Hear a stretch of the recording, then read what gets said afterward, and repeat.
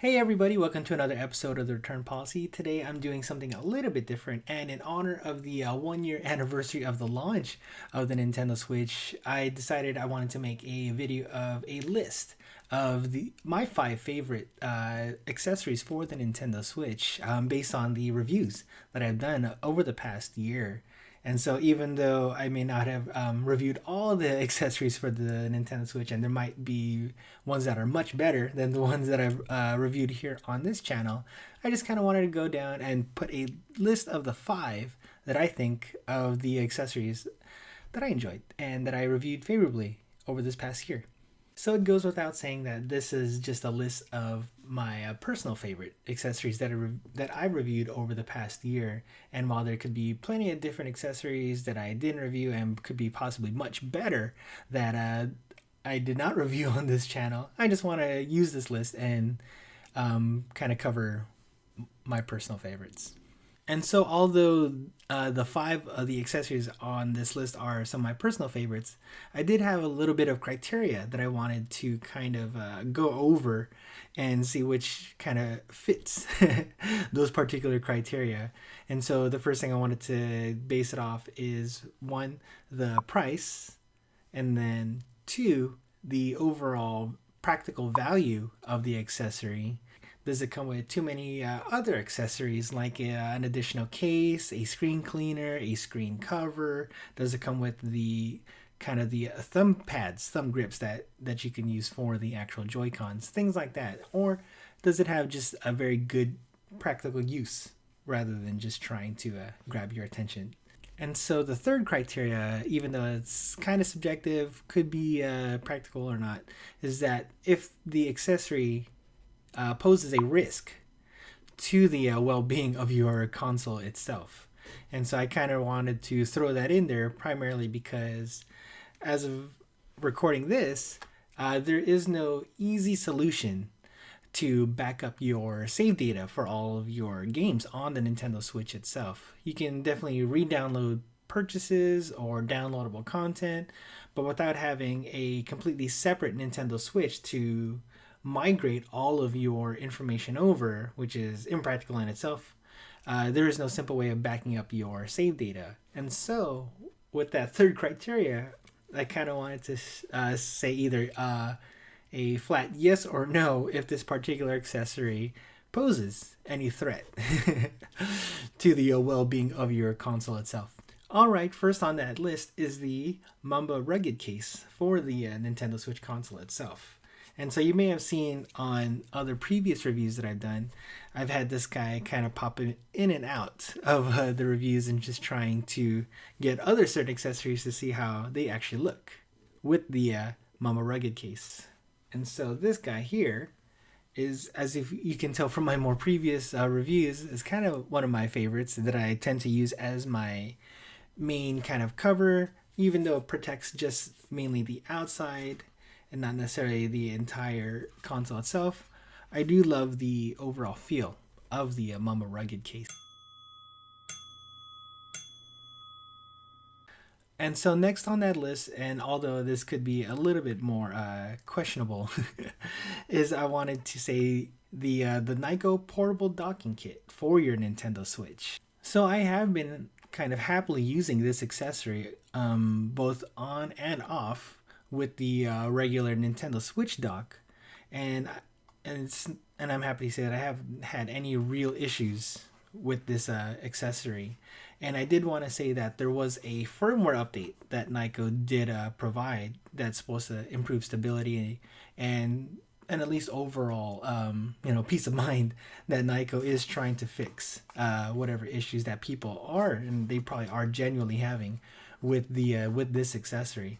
But I do want to say that for the time that I've had it and the use that I've put into it, this has been a very good accessory.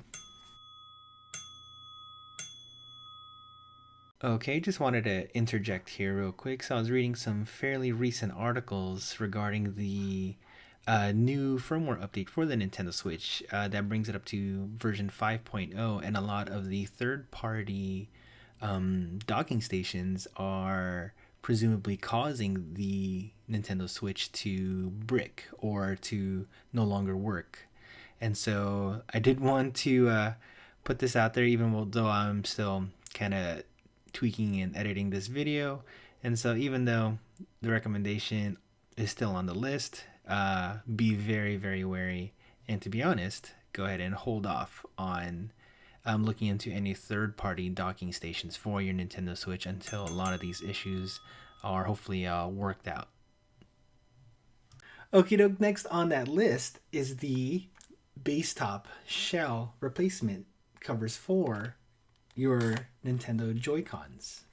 So I did have to do quite a bit of research and just to see how difficult or how easy, mainly difficult, it is to replace your existing gray or neon colored official Joy-Cons with these kind of more custom style Joy-Cons. And even though I did all the instructions and I read everything and I did still stumble and make some mistakes, I am still very happy with the final result that I got from investing into these replacement shells. Okay, next on the list of my 5 favorite accessories is, it goes without saying, the official Nintendo Pro Controller for your Nintendo Switch. And so I went ahead and invested on the Xenoblade Chronicles 2 of the Pro Controller. I'm kind of sucker for these colors, of course, as you can tell from the customized Joy-Cons. But I definitely wanted to give a shout out to the amazing job that Nintendo had done with the Pro Controller.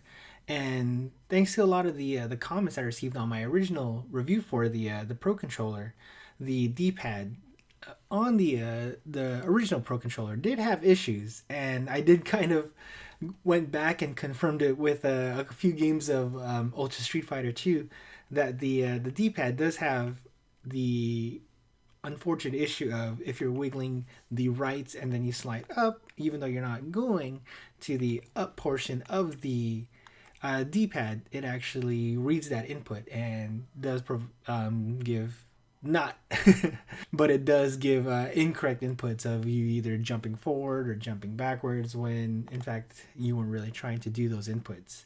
And so when I did read that the Xenoblade Chronicles 2 controllers had probably a slight revision to remedy that, I went ahead and got this one online, and I am still very happy with the overall performance and battery life and just the feel of the Nintendo Pro Controller. So this one definitely makes the list.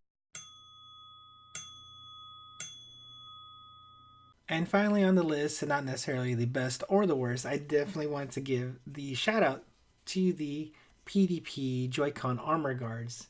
And if you had watched a lot of my older previous reviews, these are my benchmark on a very good and decent accessory. And so as simple as it is, back then when there weren't too many accessories, now there's just kind of a flood of accessories, but back then when there weren't too many accessories for the Nintendo Switch, and with my giant, meaty hands were trying to hold your old traditional Joy-Con, these guys were one of the best accessories that I liked using when I was playing with just the Joy-Cons instead of using the Pro Controller or a third-party controller.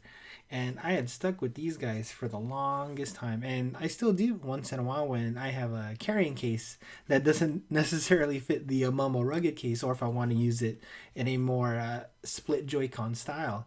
I still pop these guys out and still use them once in a while. And so I really do apply to PDP creating these kind of armor guards, and thoroughly enjoyed its use for, gosh, probably about a year now since I've purchased them.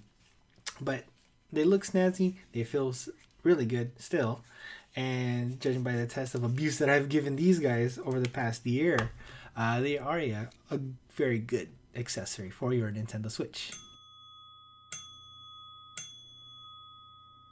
Alright everybody, that's the episode this time. I just kind of wanted to celebrate the 1 year anniversary launch of the Switch. Kind of belated now, but I just kind of wanted to celebrate with a list of the 5 favorite accessories that I've done as far as reviews for this channel, and just kind of revisit them and kind of go back and say, hey, these were still good, or maybe I'll make a video on the ones that are not so good in the near future.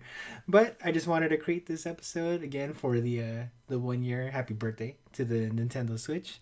And I just want to say thank you everyone for taking the time to watch this review and all the different mini reviews that I've been making for this channel. Very much appreciated, and I enjoy all of your comments and feedback as well too.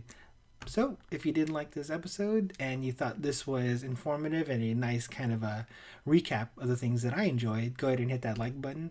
If 4 out of the 5 was not helpful, or this Nyko doc is still kind of the bane of everybody's existence, go ahead and hit that dislike button as well. That's cool too. Otherwise, if you do like the content that I am producing, I'm still planning to create quite a bit more. There's a lot of accessories that are coming out for the Nintendo Switch, and I do plan on sticking around for the semi-long run. Go ahead and hit that subscribe button as well too. Other than that, thank you again so much for watching, and I'll see you next time.